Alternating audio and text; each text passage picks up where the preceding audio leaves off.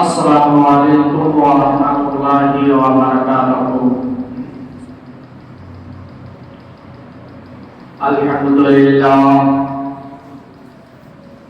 আলহামদুলিল্লাহি রাব্বিল আলামিন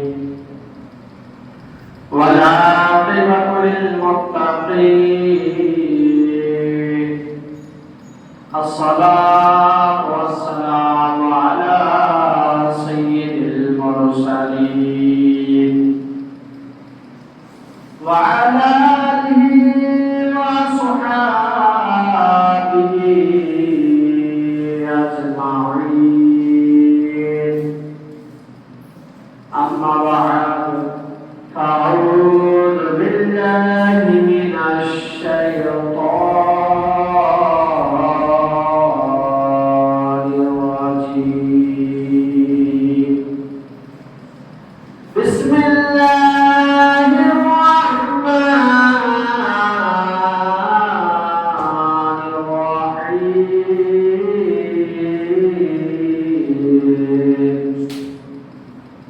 ফাসাল্লি লিরাব্বিকা ওয়ানহার। সাদাকাল্লাহুল আযীম ওয়া সাদাকা রাসূলুহুন নাবিয়্যুল আমিনুল মাতিনুল কারীম। নাহনু আলা যালিকা লামিনাশ শাহিদিন ওয়াশ শাকিরিন। ওয়ালহামদুলিল্লাহি রাব্বিল আলামিন।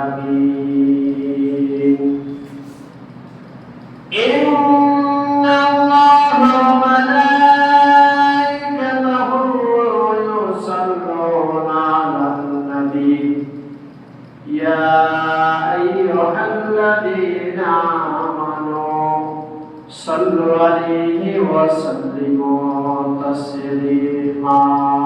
আল্লাহুম্মা সাল্লি আলা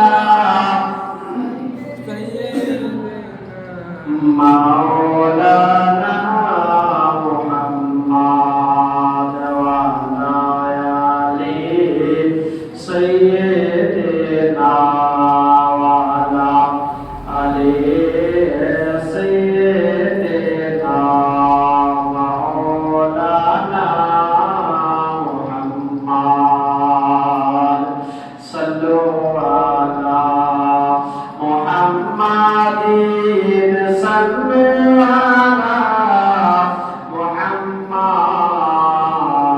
হর রহমচোবা সে নিকালো পাক নামে মুহাম্মাদ। হর রহমচোবা সে নিকালো সাফিয়ানা মুহাম্মাদ।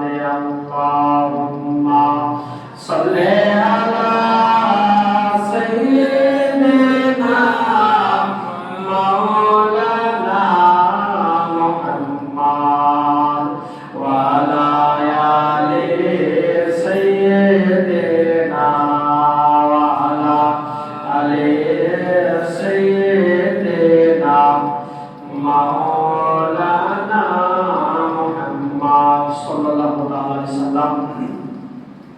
আমি একটি ছোট্ট করে বাংলা গজল আপনাদের সম্মুখে পেশ করব। আপনারা সকলে শ্রবণ করুন। নবী ছাড়া খোদা পাবে না গো দিওয়ানা। নবী ছাড়া খোদা পাবে না। নবী ছাড়া খোদা পাবে না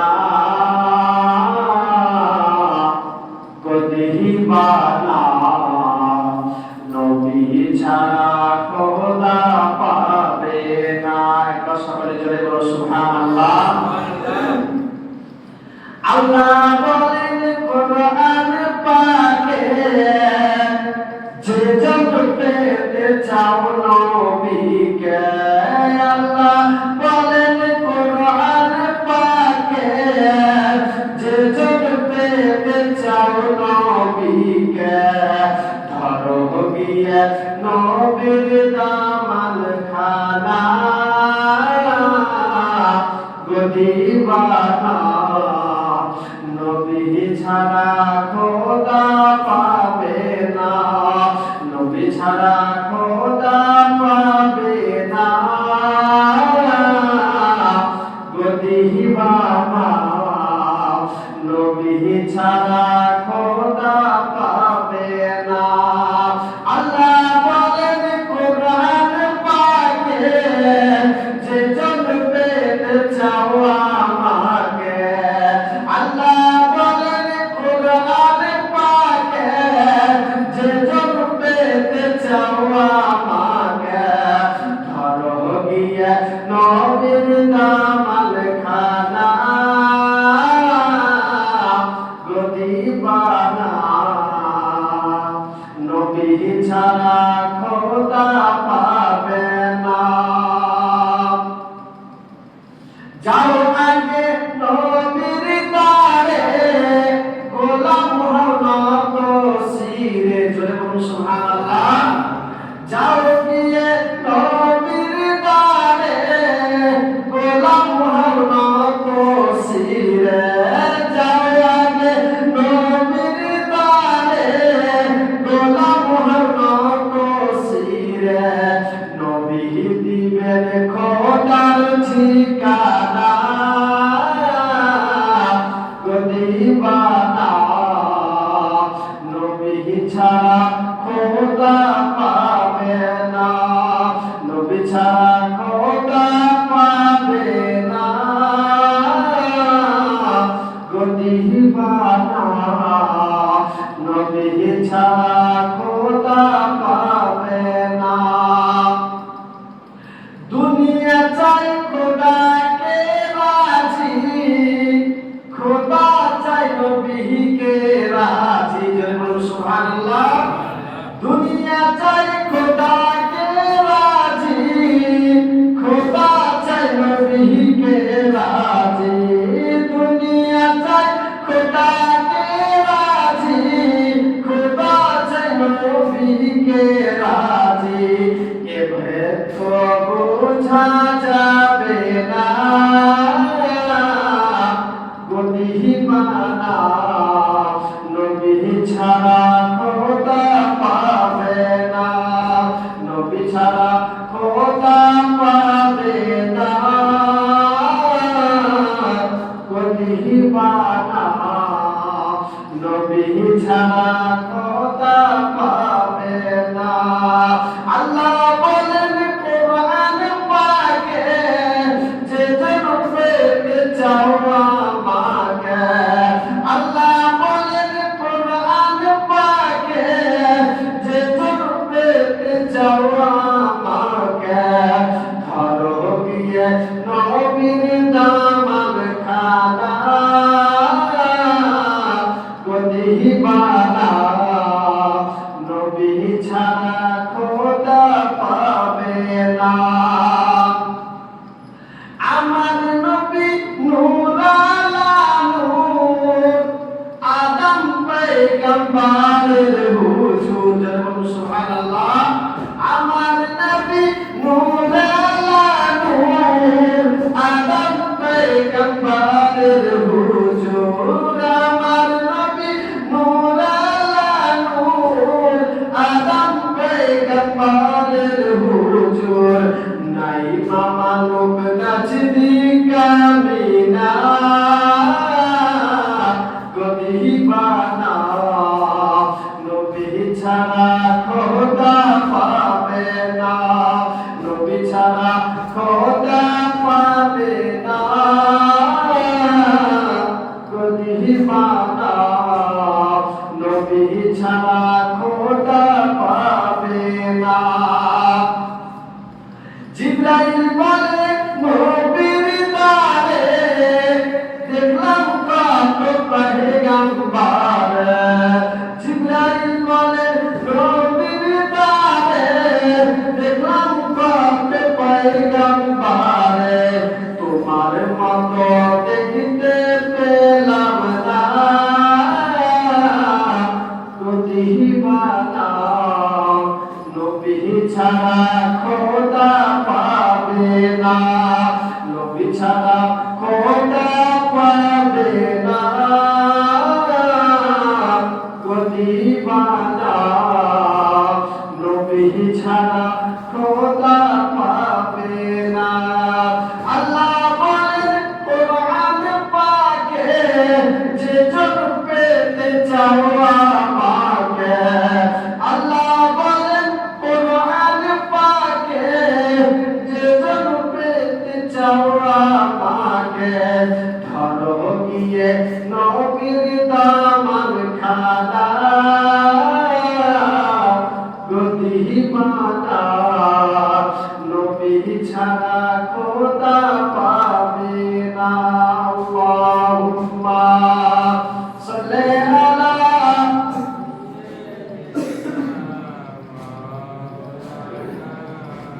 মুহাম্মাদ ওয়া আলা আলি সাইয়্যিদিনা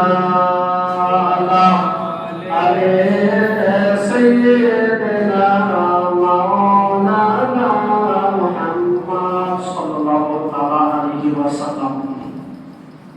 আলহামদুলিল্লাহ, সমস্ত তারিফ ও প্রশংসা সে মহান রব্বুল আলামিনের জন্য। নিযুক্ত দিনে ওয়াহদাহুল্লাহ শারীকা লাহ। আসুন সেই আল্লাহ রাব্বুল আলামিনের শুকরিয়া আদায় করি, সকলে একবার উচ্চস্বরে করি আলহামদুলিল্লাহ।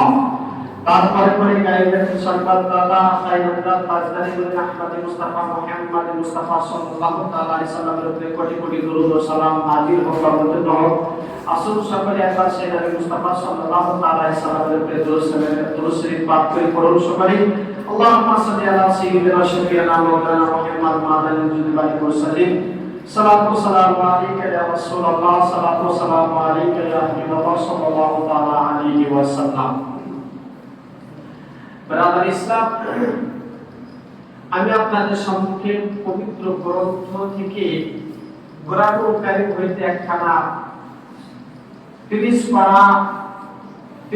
পারা সূরা কাউসার থেকে একটি ছোট্ট আয়াত তেলাওয়াত করেছি। আল্লাহ রাব্বুল আলামিন সেই আয়াতখানাতে বলেন, ফাসাল্লি লিরাব্বিকা ওয়ানহার। জোরে বলুন সুবহানাল্লাহ। বলা হয়েছে সেই আয়াতখানাতে বলা হয়েছে ফাসাল্লি লিরাব্বিকা ওয়ানহার, তুমি বা আমরা নামাজ আদায় করো। বলা হয়েছে বান্দাদেরকে, হে বান্দা বান্দিরা, তোমরা নামাজ পড়ো কার জন্য? আল্লাহর জন্য। বলা হয়েছে ফাসাল্লি লিরাব্বিকা ওয়ানহার, তোমরা নামাজ পড়ো আল্লাহর জন্য এবং কুরবানিও করো আল্লাহর জন্য। যদি বলো সুবহানাল্লাহ। এখানে বলা হয়েছে ব্রাদার ইসলাম যে তোমরা নামাজ যখন পড়বে আল্লাহর জন্য পড়বে, কুরবানি যখন করবে তখন আল্লাহর জন্যই কুরবানি করবে। আজ ব্রাদার ইসলাম, আল্লাহ রাব্বুল আলামিন কোরআনুল কারীমের মধ্যে বলে দিয়েছেন যে নামাজ পড়বে আমার জন্য। আজ দুনিয়াতে যদি আমরা এই দুনিয়াতে যদি আমরা নামাজ যদি আল্লাহকে খুশি করার জন্য, আল্লাহকে যদি খুশি করার জন্য যদি নামাজ না পড়ি, আল্লাহ রাব্বুল আলামিনকে যদি রাজি করার উদ্দেশ্যে নামাজ না পড়ি, তাহলে আমাদের নামাজ কাজে আসবে না। আপনি লোক দেখাবার নাও যদি কাজ করেন, তাহলে দুনিয়াতে লোক দেখায় কাজটা পাবেন, আপনার আখিরাতের কোনো নেকির কাজ হবে না। আখিরাতে আপনি একটিও নেকি পাবেন না। যদি আপনি দুনিয়ার মধ্যে আপনার নিয়তটা যদি গড়বড় থাকে, আপনার নিয়ত যদি এটাই থাকে যে আমি নামাজ পড়ব, আমাকে লোক ভালো বলবে, আমি নামাজ পড়লে লোক আমাকে ভালো বলবে, লোককে দেখাবার কারণে যদি আপনার নিয়তটা থাকে, তাহলে আপনার নামাজটা ওই লোককে দেখাবার জন্য হবে, আল্লাহ রাব্বুল আলামিনের দরবারে কবুল হবে না। ব্রাদার ইসলাম, সেইরূপ আমরা যেমন আল্লাহকে খুশি করার জন্য নামাজ পড়ি, রোজা আল্লাহকে খুশি করার জন্য রোজার মাসে রোজা রাখি, আমরা আল্লাহকে খুশি করার জন্য যদি আমাদের সম্পদ থাকে তাহলে আমরা যাকাত দিই, যদি আমাদের সেই আল্লাহকে খুশি করার জন্য যদি আমাদের সমর্থন থাকে তাহলে আমরা হজ পাকে যাই। এই ব্রাদার ইসলাম, যদি মানুষ দেখাওয়া হয় তাহলে আপনার হজও কাজে লাগবে না, রোজাও কাজে লাগবে না, যাকাতও কাজে লাগবে না, নামাজও কাজে লাগবে না, তাহলে আপনার সবকিছু পানিতে পড়ে যাবে। তাহলে আমাদের সেই উদ্দেশ্য একটাই হতে হবে যে আল্লাহকে খুশি করার জন্য, আল্লাহকে রাজি করার জন্য, আল্লাহর খুশনুদি হাসিল করার জন্য আমরা নামাজ পড়ি, রোজা রাখি, যাকাত দিই, হজ করি। চলে বলুন সুবহানাল্লাহ। ব্রাদার ইসলাম, যেরকম এই সমস্ত জিনিস কারাকে আল্লাহ রাব্বুল আলামিনকে খুশি করার জন্য করতে বলেছেন, খুশি করার জন্য আমরা যে করি, সেইরকম আল্লাহ রাব্বুল আলামিন এটাও বলেছে, ফাসাল্লি লিরাব্বিকা ওয়ানহার। যখন তোমরা কুরবানি করবে আমাকে খুশি করার জন্য, যখন তোমরা কুরবানি করবে সে আমাকে খুশি করার জন্য, নেকির উদ্দেশ্যে তোমরা যেন সেই কুরবানি করো। বিরাদার ইসলাম, আজ আমাদের মধ্যে এমন হয়ে গিয়েছে যে আমরা কুরবানি এমন ভাবে করছি যে আমাদের সেই কুরবানিটা সঠিক হচ্ছে কি হচ্ছে না। বিরাদার ইসলাম, আমাদের নিয়তটাকে সাফ করতে হবে। আজ আমরা 5-7 জন মিলে আমরা একটি কুরবানির গরু কিনতে গেলাম।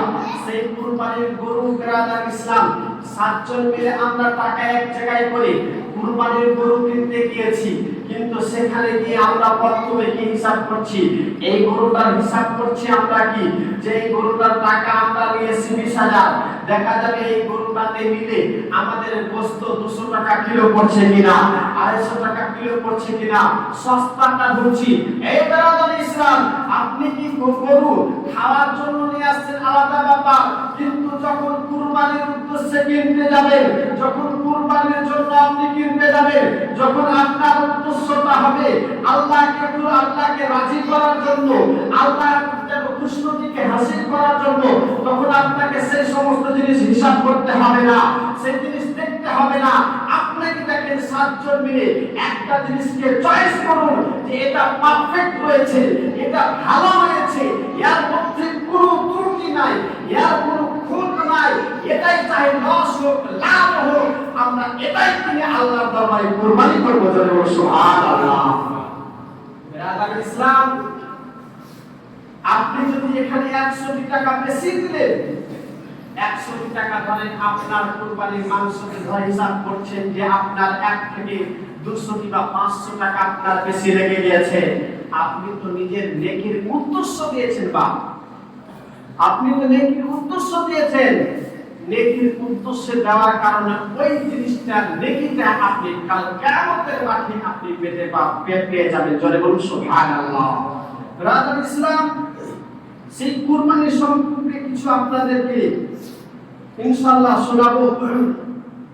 যে কুরবানি আমাদের হয়তো আগামীতে এই সামনে আমাদের চলে আসছে কুরবানি, যে কুরবানি হযরত ইব্রাহিম খলিলুল্লাহ সুন্নত, ইব্রাহিম খলিলুল্লাহ সুন্নত, সেই ইব্রাহিম খলিলুল্লাহ সুন্নতকে আমরা আদায় করছি। দেখুন বিরাদার ইসলাম, বলবেন তাহলে আমাদের উপরে ওয়াজিব কেন, আমাদের উপরে ফরজ কেন, আমাদের উপরে কেন তাহলে জরুরি করা হয়েছে? বিরাদার ইসলাম, আল্লাহ রাব্বুল আলামিন যে কাজটাকে পছন্দ করেন, আল্লাহ রাব্বুল আলামিন তার প্রিয় খলিলুল্লাহকে বলেছিলেন, ইব্রাহিম খলিলুল্লাহকে বলেছিলেন, হে ইব্রাহিম খলিলুল্লাহ, তোমার যে কাজটা পছন্দ হয়ে যাবে, আমার যে কাজটা তোমার পছন্দ হয়ে যাবে, সেই কাজটা আমি তোমার যেন ইয়ার কাজটাকে বাকি রাখার জন্য উম্মতে মুহাম্মাদের উপরে সেই জিনিসটাকে লাগু করে দেব। জোরে বলুন সুবহানাল্লাহ। বিরাদার ইসলাম, এবার আসুন যে কুরবানি কাকে দিতে হবে, কুরবানি কার উপরে ওয়াজিব, কার উপরে দেওয়া জরুরি, না দিলে গুনাহ হবে। বিরাদার ইসলাম, সেই বলা হয়েছে চাহে সে প্রাপ্ত বয়স হোক, নওজোয়ান হোক, মিডিল সম্প্রদায়, মিডিল বয়সী হোক, বিরাদার ইসলাম, তাহলে তার কাছে প্রত্যেক নর ও নারীর উপরে কুরবানি করা উচিত। এবার আসুন, প্রত্যেক নর নারী যে ব্যক্তি মালিকের নিসাব রয়েছে, মালিকের নিসাব যে ব্যক্তি মালিকের নেশাব রয়েছে তার উপরে কুরবানি ওয়াজিব। সে ব্যক্তি যদি কুরবানি না দেয় তাহলে সে ব্যক্তি গুনাহগার হবে। বেরাদার ইসলাম, এবার এটা বুঝতে হবে আমাদেরকে যে মালিকের নেশাব কাকে বলে, মালিকের নেশাবের মেয়াদ কতটুকু। মালিকের নেশাব বলা হয়েছে বেরাদার ইসলাম, সোনার দিকে যাবেন তো 7.5 ভরির সোনার দাম, যদি 7.5 ভরির সোনার দাম।